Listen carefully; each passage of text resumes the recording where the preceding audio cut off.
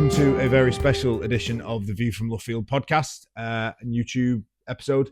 So there's no race this weekend, so we are going to film a special. So today we're going to discuss a little trip that Phil took last year. So if you're listening on Spotify, I would encourage you to go to the YouTube channel and watch this one as well, purely because we're going to have a lot of visuals and stuff of some of the stuff that Phil saw whilst he was away. So it's definitely one to watch rather than just listen to this week. So I am going to shut up for the majority of this episode because this is not my story to tell. So I'm going to hand over to Phil. Thanks. So March 2024, I turned 40. And as a gift from all the family, I was sent to Maranello with my better half.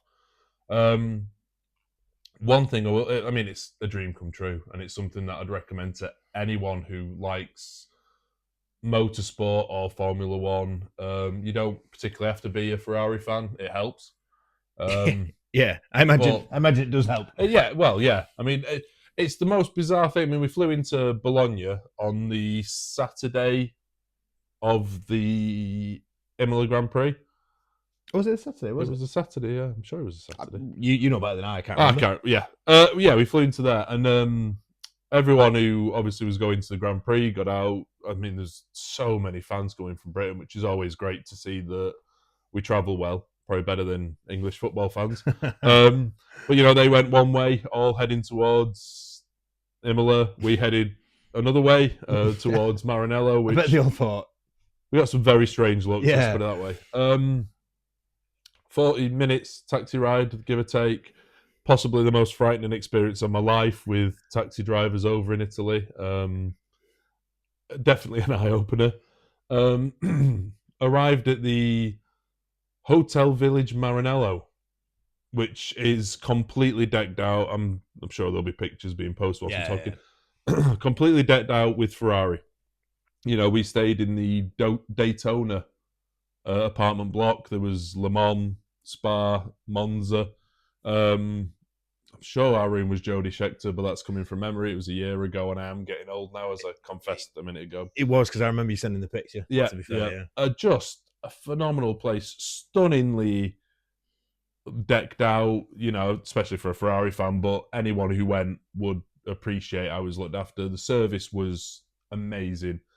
We got talking to a guy called Ardit, which, if Laura's watching, she'll laugh, but there's a reason I mentioned his name later on. First day, we disappeared.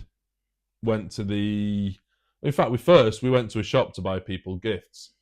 I got this one here next to me, and my eldest son, who doesn't follow Ferrari, a silver McLaren from a Ferrari shop. Honestly, I thought they were going to chase us out the town. But, the little bit of nostalgia, a little bit of tongue-in-cheek, and, we got talk. Everyone wants to talk to you about Ferrari. Anyone in the town, which is brilliant for me, who can waffle on about motorsport. But I think there's a population of 17,000, give or take, 17,000 in Maranello. I reckon at least 12,000 work for Ferrari. Yeah. It is a city, apparently, by the way. It is a city purely based on one thing, and they're proud of it, and it was absolutely incredible. We did the museum tour. Sorry, the Formula One museum tour. There are two. Yeah, so you got there on the Saturday. What did you do on the? Well, we landed late. Yeah, you did. So what? So you didn't do anything. You didn't do anything then Saturday. Did you go for dinner anywhere, or was it literally just a case? No, we pretty much checked in, grabbed a few beers, went to the hotel, had a sleep. Probably because Laura knew I was going to get her up at about 7 in the morning with excitement. It was like Christmas Day for me. We did it was a couple of miles walk from the hotel into the centre of Maranello, but good God, why would you complain? You're in rural Italy. It was beautiful, Walked in, did the Formula One or the motorsport side, Scuderia Museum. Absolutely fantastic. Just the effort that they put into it. Everything is pristine, as you'd expect from them. Everything is polished to within an inch of its life. perfectly signposted. You know, some of the original drawings for things like the F40 are sat there, which mind-boggling. The original drawing for the F40 the is there. original drawing or the blueprints and the design for the F40 is all laid out under this glass case, and you know the first race car that he took racing sits there, and then the pièce de résistance obviously is walking into the everyone's seen it, and whenever Ferrari do an interview at Maranello, it's in that room with the circular room with the F1 cars sat on the wall almost. Again, if you're not on YouTube, I would encourage you to watch this on YouTube. There are pictures because we'll be having the pictures of what Phil's talking about. We'll be having them in the background. All the trophies Ferrari have won along one wall. Which can't have been a recent one though, can there? I had to. We had the 2007 one in there. But yeah, just really impressive. You know, just the way you walk around. We noticed a little. You can do the simulators, which we move on to because that's the last day. But you know, the first, and then we were lucky enough that we timed it to perfection. That we walked outside, turned left. Next door is this huge sports bar, and obviously they had the race on. I wanted to ask you that. Yeah. I think we spoke about this at the time when you got back. Probably did, but it's not documented on YouTube like this will be. So I'll have the answer now. What was it like to watch? Because the only thing, obviously, I've watched a few races in the past in bars.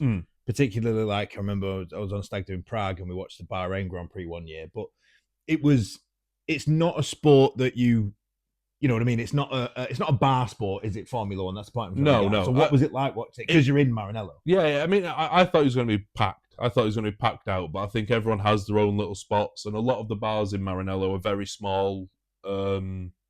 Family bars, bars where people turn up, they know each other. You know, as they're walking into the bar, there's already a beer sat on the top for it, and it was very difficult to find somewhere that not felt comfortable. You could sit, we could eat, you know, things like that. So it's a big sports bar kind of, but there was enough people sat around tables, glued to the not even talking. Yeah, you know, it was pretty much silence whilst the F1's on, which is a bizarre thing anyway, because you go to pubs and bars for football where everyone's cheering, shouting, giving abuse at something. I mean, it wasn't the best race in the world for Ferrari anyway. I'm actually, whilst you're talking, I'm just trying to, I can't remember for the life of me how you actually got on. Average. Yeah. You know, it was nothing to write home about. We looked off the pace, but still, everyone was laser focused to the screen, didn't say a word, wouldn't talk. Absolutely, you know, we almost got frowned upon for ordering a beer. Yeah. But it was an experience. We probably had a few too many of the incredibly large beers that they provided. That's Europe for you, though, isn't it? Oh yeah. So after that, we staggered back to the hotel. Asked to eat at the restaurant over the road, and Ardit, there you go, the name comes up. There is a reason why I randomly mentioned this guy. Kind of said, "Have you got your phone? Give me your phone." So Laura gets a phone out, and he's somehow after all the beer. I know, yeah. Somehow, mine had already run out of battery at that point because I've been taking so many photos. But he gets the phone out and he gets Google Maps up, and he kind of goes, you know, if you go under this flyover, and then down this road and everything, and you know through this alleyway, and it looked a bit sketchy to be fair. The route he went, that's where all the drivers go and eat. Not anywhere in the middle of Maranello. It's an outskirts. It's like a little village glued onto Maranello. It's called Los Meraldo. My pronunciation's probably terrible. It's a great memory, this, to be fair, for something that happened over 12 months ago. Just one of those things. And there are pictures for anyone who is watching on YouTube. I'm sure they'll be popping up. And so we kind of followed his... he rang them and said, I need a table for two. And they kind of said straight away 7 o'clock. So we staggered over, luckily, for 7 o'clock. Soft drinks only by the time we got there. But it was just decked out in Ferrari. It had photos of every single race driver who signed the owner's Ferrari. So he had one big Ferrari that just constantly had... You don't see it there. He must bring it when the drivers turn up. But there was little things like Leclerc's helmet from the 1000th Grand Prix Ferrari did. It was at Mugello, wasn't it? Because it was the COVID season. Yep. Leclerc had a helmet that had Hotel Village Maranello on the top. Now, I never noticed that at first, but that's obviously where we were staying. Why would you? Because you never... No. Yeah. But it donated that to the restaurant. And then the signatures, Kimi Räikkönen, everyone who's anyone, I'm talking you're going back years, has eaten there. Even Enzo. Has he I remember you there? showing me his picture of Max Verstappen, and I think when you first said that that's where the driver's at, I treated it as you only were allowed to almost go. Yeah, no, it seems to be, instead of going anywhere near kind of, I don't know, Imola or the factory, if you are a Ferrari driver, you sneak off down, because it's a really weird restaurant as well, because it's kind of tucked down. The entrance isn't on the main road. You kind of walk down a ginnel almost and into it. But truly, and the food was stunning. But let's be honest, Italian food, it's got to be good, isn't it? Yeah. Plus, this is also not a food and travel podcast. It's not, no. Well, look, you asked me to do a special. You're gonna listen to me. Judith Chalmers will come in. I know, yeah. Wish you were here. At the end, we'll pop up with the prices saying prices were correct at the time of. No, but considering we didn't know about this place, it was what a stroke of luck, you know. So everything fell into place. The Monday, we took a trip to Modena, which is a half an hour of the most busy bus I have ever. I was sat on the windscreen at one point, and Laura will be laughing now when she's watching this because she saw my face and the fear I had driving through Modena, by the way. Or driving on this bus and the speed he was going and the way he stopped, and they just crammed more and more people on. I mean, I'd have said it was standing room only, but there wasn't standing room. You were almost sat on the driver's knee by the end. Petrifying, but brilliant. And you get into Modena bus depot, and you've got to walk past the old football stadium, which was a great thing to look at anyway. But it's a bit sketchy, considering Maranello. You've just left Maranello, which is this beautiful. Everyone loves Ferrari. Everyone wants to talk to you. Any residents of Modena, we do apologise. No, just the bit I'm discussing. And if you live there, it's sketchy. All right. And let's be honest, we've been around and we've played football in some pretty rough areas ourselves. Yeah. So walking out, it's still a bit of history. You see the old market, which looked beautiful but was a bit run down. The old stadium was stunning thing to see. Trying to find the Enzo Ferrari Museum was the most difficult thing in the world. Because I remember you saying this at the time, and it's almost as if it's. Correct me if I'm wrong, but the impression I got from when you told us about this originally when you first came back was that it's for tourists, but it's almost like they don't want tourists. So it's kind of like you can come visit it, but we're not going to tell you where it is. Yeah, we're not going to help you get here. So it's still keeping that like. I think it's for the passionate ones who want to go and seek it out. If you get there, it's like Narnia. If you want to go, you'll find it. But once you open a few wardrobes, you realise why it's so hidden away. It's actually on the site that Enzo Ferrari's dad's garage stood and is still there. Oh, wow. So it's apparently, I think I remember reading that Enzo Ferrari sold the garage to set up his racing team to buy the first lot of Alfa Romeos that he took racing. Right, okay. They bought it back when he made the money, but it still has, I can't remember his dad's name now, but it says something Ferrari written on the roof. It still stands, the building. It houses one of Schumacher's Ferraris now. Wow. And part of the museum. To the right of it is this most space age kind of museum you've ever seen, where you get a tour of all the V12s, V8s. This is Enzo Ferrari's meeting room that they've pretty much lifted and shifted, all in the blue that they keep threatening us with, failing miserably, but that's a story for another day. Incredible place. The silver Ferrari Testarossa Spider in there. Now that's rarer than anything. I was going to say rocking horse, but we'll keep it. Prancing horse. There we go. Yeah. But an absolutely fantastic place again. Before we did that, I completely forgot, and Laura will kill me. I got to drive a Ferrari 488 around Maranello. But that was a bit nerve-wracking, wasn't it? It was. I'd never driven abroad. Yeah. That was the first time I'd ever driven abroad. You get given a €350,000 car to drive past the place it was built. Yeah. Past all the people who probably worked on it, which is the most frightening thing. But got to go in that, got to open it up a little bit. Got shown where they were building the EV factory at the time as well, which has gone down like the Titanic, to be honest with you. Can't imagine. They're not big fans of the EV. I remember how much they kicked off when they said some form of electric power was going to come into F1. Yeah, they're not a big fan of that whatsoever.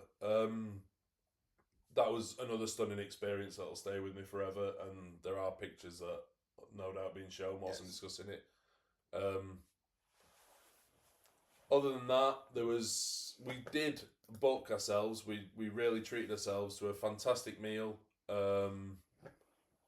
We got to go to the Restaurant Cavallino, which is just over the road from the gates of the factory. The very famous, with the old-fashioned yellow font on it. It was purchased by Enzo Ferrari as a canteen originally for his workers, and now it's been turned into this absolutely incredible fine dining restaurant. You could buy the plates. They were €100 for a normal plate. But the food How many was... did you get? Oh, yeah. Suitcase was full. The food was excellent. I can't go on anymore. Peroni was obviously the only beer that they served there. They did look at us funny when we ordered a beer rather than wine. Yeah. Then you look around and there's a V12 Ferrari engine sat on a serving trolley, and there's Charles Leclerc's front wing perched on the wall next to you. Seeing that. Again, service was excellent. You can tell Ferrari have a lot of passion for everything they do, and it has to be the best. I wish the car was. Other things I've noticed is, you see workers walking down there, and they're almost proud of the uniform. The red with the cream. Right, You're not proud of where you work? Someone might be watching this. The red with the beige. Because I am. There you go. I wouldn't be. Red with the beige that they wear and the name tags, and I have got one of those T-shirts that I... Yeah, we'll put this picture on actually, because even though it's only of a T-shirt, there's a story to this. I think I've got a picture of this T-shirt. Yeah, so the shop over the road from the factory gets a certain amount of excess stock, I suppose, from the factory, and they're allowed to sell them, but they're not open on the open market. This is not something you get. So I've got a T-shirt with a lot of Velcro bits where you get your name badge, your health and security passes, what grade you're on or what department you're on. I mean, it's fascinating. So if you're not going to get that anywhere else, are you? No, and they had the jackets there, and obviously there's a big shell badge on it still, but that kind of works because that's what the workers wear. We did spot 4 Haas engineers walking into Maranello because they have an office there. That was a little bit daunting, but fun. And there was one other cool place that I'll carry on because I know I'm aware that I'm waffling a lot now about the purpose of this episode. There was a Ferrari fashion shop. Now, you name any other brand in the world who are a racing team who can have their own fashion outlet. I'm not talking the Puma gear, it's dotted around us here and everything. This is Ferrari's own fashion. They have a spring and summer catwalk, and just walking in, some of the clothes were horrific. Some of them were absolutely stunning. All of them had a prancing horse or Ferrari plastered all over them. But then you look at a cap and it's €150 for a cap. Or the Ferrari hoodie, which was beautiful, was €475 or something around there. And you kind of think, it's a different world. It really, a world I'd love to be able to afford to live in. But you've heard people say, just to lead it towards its end. You've heard people say that. To Italians, a lot of sport to Italians is more than just a sport. It's a religion. You hear like the Napoli fans, the way that they look at Diego Maradona as an example. And the way they've taken to Scott McTominay this year, it's almost like godlike. They put him on such a pedestal. In Maranello, is it fair to say that, if it was Ferrari or Jesus, they'd get rid of Jesus? Oh, definitely. I think they hold Enzo Ferrari in a higher regard than... all Italians are very religious, and we in no way... Yeah, sorry, we're not trying to be blasphemous. I'm just trying to give an example. Enzo Ferrari sits up there. There is a walk through the town of where Enzo Ferrari grew up. This is... Yeah. It's just... Oh, well, didn't grow up, but kind of spent his time when he was in Maranello, obviously. It is... Yeah. Incomparable to anything you've seen before. I find it hard to put into words. The McLaren Technology Centre is a work of art. Yeah, I was going to say, this I was going to finish off. I don't want my family sending me to Milton Keynes for my 40th. It's an incredible work of art. I'm sure the Red Bull factory is brilliant. You see the Aston Martin factory when you go to Silverstone. But it's not the factory in Maranello. It's the entire city. Everything is Ferrari. you know, you sat at a bus stop and there's this front end of an old Ferrari 360 that you can sit in and have your photo taken. It is, like I say, way back when there's a story of Enzo threatening to leave Maranello, wasn't it? 'Cause he was in a row with the government about something, probably taxes or something. He ended up staying, and I think if he'd have left, Maranello would have become a wasteland. And it's, again, anyone, whether you're a Ferrari fan, whether you're a Mercedes fan, even if you just quite like four wheels, it is a stunning place and something that I'll remember forever. And you know, the fact that I got to take the sidekick with me, you know, Laura, and she had a great time. And she's a fan of F1. She supports the wrong team, Red Bull. But you know, she fully got involved in it, was fully invested in it, and the people are stunning, absolutely brilliant. Everyone couldn't help enough. The fact that you were English, which, let's be honest, after Brexit is quite difficult abroad. Yeah. The fact that you were English and showing an interest in their beloved team, this heartbeat of their city. Good God, they'd have done anything for you. Yeah. Absolutely everyone wanted to help you, serve you, show you where. Just a great place and highly recommended, and something I'll remember forever. This video is brought to you by the Maranello Tourism Board, which I've just got a job with. No. If they want to send me back, I'll go. That was going to be my next question. Would you go back in a heartbeat? Tomorrow. Yeah, absolutely brilliant. I want to say, whilst they're here, shameless plug, thank you to the family for sending me. Yeah. It means more than I can ever describe. And if you haven't been, go. That's it. But I don't care who you support. Go. Fair. Take me. Yeah. Emails can be found if you email us. Very bit of a random one, bit of a different take on an episode this week. Like I say, there is no Grand Prix, so that's why. We will be back next week to review Canada. Just a quick update on Ant v Phil, just in case you haven't seen, or you need a reminder from the end of the Spain video. Phil has gone with, I'm saying a reminder, and I forgot. Phil's gone with Oscar Piastri. There you go. And I've gone with Lando Norris to make it a little bit of a McLaren head-to-head. So that's it from us this week. Bit of a short one, but thank you to Phil for telling us the stories and stuff of Maranello. And that's it. So see you when we review Canada. Bye-bye.